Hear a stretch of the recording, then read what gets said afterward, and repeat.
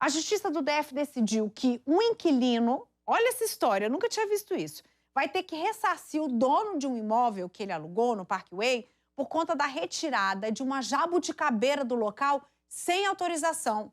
A jabuticabeira estava lá quando a pessoa alugou e tirou, matou, não replantou. Vamos saber com a Carolina Rabelo aqui. Um caso muito específico, mas vale o alerta, porque pode acontecer com outros proprietários de imóveis.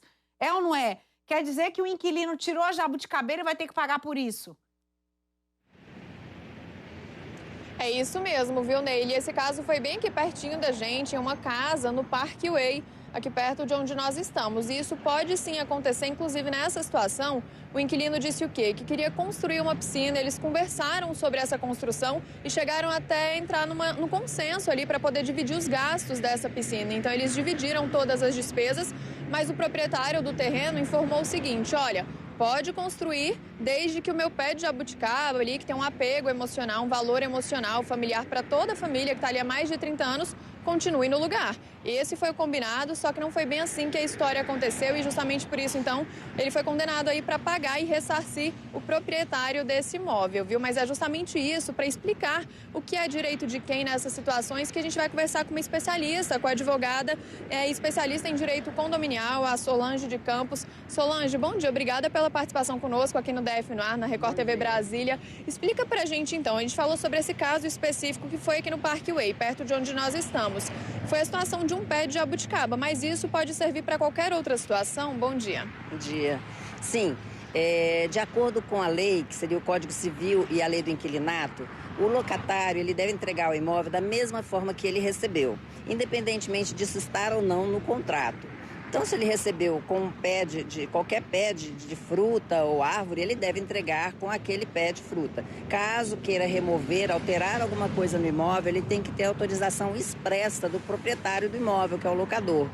Caso não ocorra essa autorização, ele tem que, depois, antes de entregar o imóvel, providenciar para que o imóvel fique exatamente nas condições em que foi recebida. Isso independe de ser planta, de ser pintura da casa. Enfim, se ele recebeu a frente da casa branca, ele quiser pintar de verde, se não tiver autorização expressa do locador, quando entregar, ele tem que voltar à cor branca, né? Então, isso é o que diz a lei.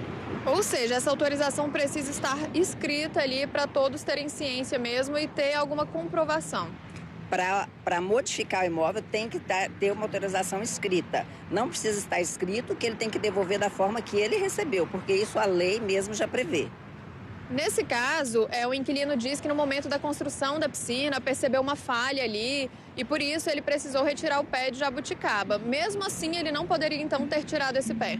Só se tivesse autorização expressa do locador. Ele teria que entrar em contato com o locador, explicar a situação e, se ele autorizasse, retiraria o pé. Solange, eu vou devolver aqui para a Neila para ver se ela tem alguma dúvida, para aproveitar a presença aqui ao vivo, né, na Record TV Brasília. Neila, eu devolvo aí para vocês no estúdio.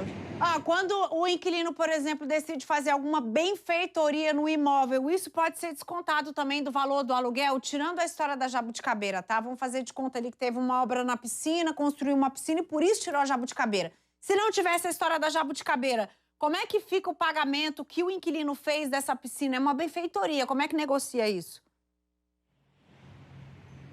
A pergunta da Neila é em relação a uma obra, uma construção, uma benfeitoria feita por parte do inquilino. Eles teriam que dividir essa despesa? Como que fica a questão desse valor? Vamos colocar aqui em questão que não tivesse esse pé, mas ele quisesse fazer a obra da piscina. A despesa é de quem nessa situação?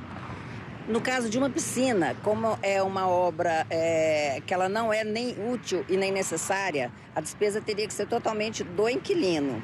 A não ser que haja uma combinação entre eles e aí seria repartido entre ambos. A despesa, ela só é por conta do locador, do dono, do proprietário, se ela for uma despesa necessária, algo que precisa ser feito para a manutenção do imóvel. E se ela for útil, ou seja, vai agregar valor ao patrimônio, então ele entra em contato com o locador, havendo o locador concordando que a obra seja feita, aí a despesa é rateada. Ou até o locador pode assumir sozinho essa despesa, porque vai valorizar o patrimônio dele.